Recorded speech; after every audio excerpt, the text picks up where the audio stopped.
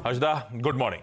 Good morning आशीष। आज Zomato radar पर रहेगा। सबसे पहले कल आपको याद होगा उस ब्रोकरेज रिपोर्ट के बाद इंट्राडे में अच्छी तेजी बनी थी, लेकिन बाजार बंद होते होते एकदम शांत और फ्लैट क्लोज देखने को मिली। और उसकी वजह यह है कि दरअसल आज यहाँ पर एक बड़ी ब्लॉक डील होती हुई दिखाई दे सकती है, तो शायद मार्केट को इसका आभास था।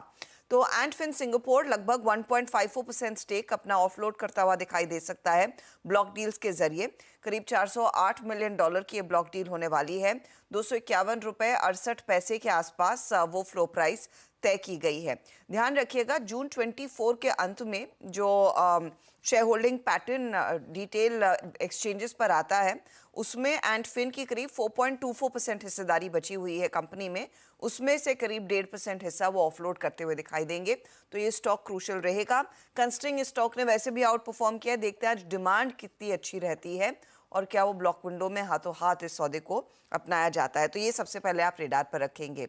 दूसरी डेवलपमेंट आईटी दिग्गज HCL टेक के लिए है, और यहाँ पर थोड़ा सा एक नेगेटिव प्ले है कि देखिए, प्रतीक अग्रवाल जो सालों से कंपनी के CFO थे, उन्होंने रिजाइन कर दिया है with effective September 6।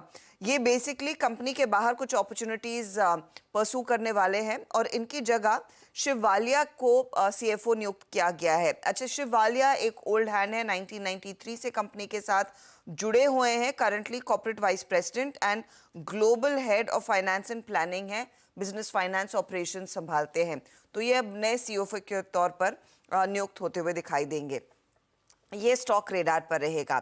Bajaj auto, कल जैसे हम मारुति के कॉन्टेक्स्ट में देख रहे थे कि वो इंडेक्सेशन के जो बेनिफिट्स अब नहीं मिलेंगे, long term capital gains tax, specially अगर आपने डेट म्यूचुअल फंड्स में भी पैसा लगाया हुआ है, तो कंपनियां भी एडजस्टमेंट करने लगी है। कल मारुति के लिए अपडेट आया था। आज बजाज ऑटो कह रहा है कि वो करीब 211 करोड़ तक का प्रोविजन करने वाले हैं इस विड्रॉल के चलते।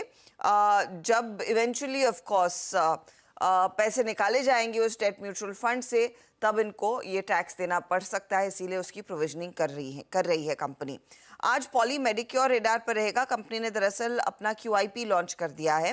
1000 करोड़ दरअसल कंपनी रेस कर रही है इस QIP के जरिए, और 1850 से 1880 रुपीस प्रति शेयर के आसपास ये दरअसल सौदा होता हुआ दिखाई दे सकता है। नियरली 5.54% हिस्सा ऑफलोड करने की बात यहाँ पर उभर कर आ रही है, तो वो स्टॉक रेडार पर रखेंगे। हाई टेक पाइप्स का कल बोर्ड बैठा था। बोर्ड मीट में डिसाइड किया है कि कंपनी 600 करोड़ QIP के जरिए रेस करती हुई दिखाई देगी, तो वो स्टॉक भी आप रेडार पर रखेंगे।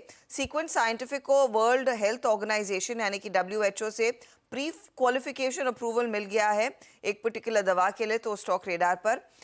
हिंदुस्तान जिंक, वेदांत वैसे भी 2 दिनों से फोकस में रहे हैं।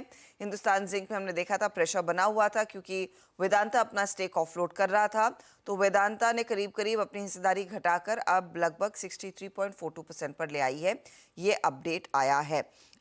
ये कुछ स्टॉक्स रहेंगे जिन पर आज आपकी नजरें होनी चाहिए। नहीं, हिंदुस्तान सिंह तो इसलिए रडार पे रहेगा, आज इंटरिम डिविडेंड आने वाला है। बोर्ड मीट है, 2 दिन से पिट रहा था।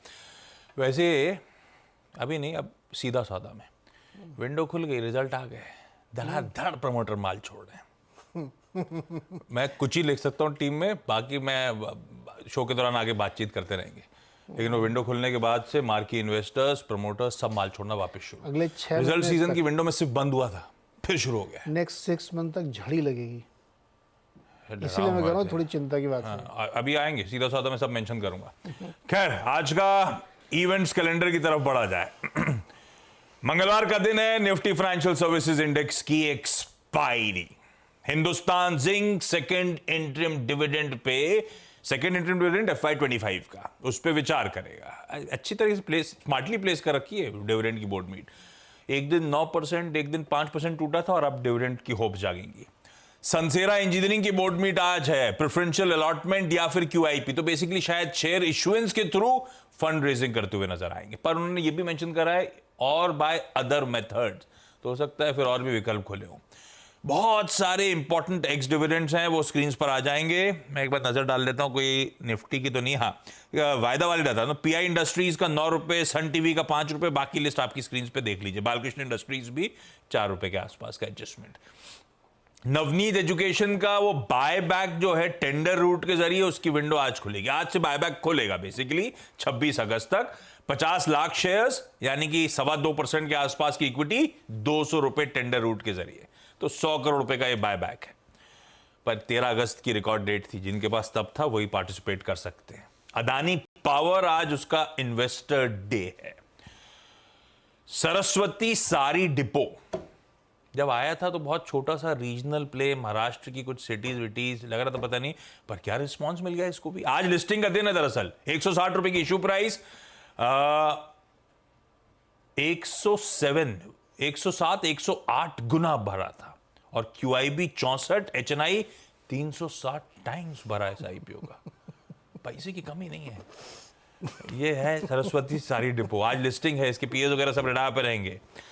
यूरोजोन, हांगकांग, कनाडा का रिटेल इन्फ्लेशन यानी कि CPI प्रिंट, स्वीडन का इंटरेस्ट रेट डिसीजन, और यूएस की रेड बुक मतलब लार्ज फॉर्मेट के स्टोर्स जो है उनकी सेम स्टोर सेल्स की ग्रोथ कैसी रही। सुप्रीम कोर्ट ने सुमोटो कॉग्निजन लिया था, यानी कि बिना किसी पिटीशन के खुद ही अपने पे इनिशिएटिव लिया था उस कोलकाता रेप मर्डर केस पे, और 3 जज की बेंच जो CJI लीड करेंगे आज उस केस की सुनवाई करेगा। इंपॉर्टेंट। और इंडिया जापान, ये 2+2 डायलॉग जो है ना, हमने कुछ चुनिंदा कंट्रीज के साथ खोले हैं जो हमारे अच्छे पार्टनर्स हैं। तो आज हमारे defence minister Rajnath Singh, external affairs minister S Jaishankar अपने जापानीज काउंटर पार्ट्स के साथ नई दिल्ली में 2+2 वार्ता करेंगे। ये 3rd एडिशन होगा। पहला 2019 में था, फिर 2022 में हुआ था, अब 2024 में हो रहा है। एक काम करा जाए, क्विकली छोटा सा ब्रेक ले लेते हैं। ब्रेक के उस बाद जब लौट के आएंगे तो आज की कमोडिटी स्ट्रैटेजी।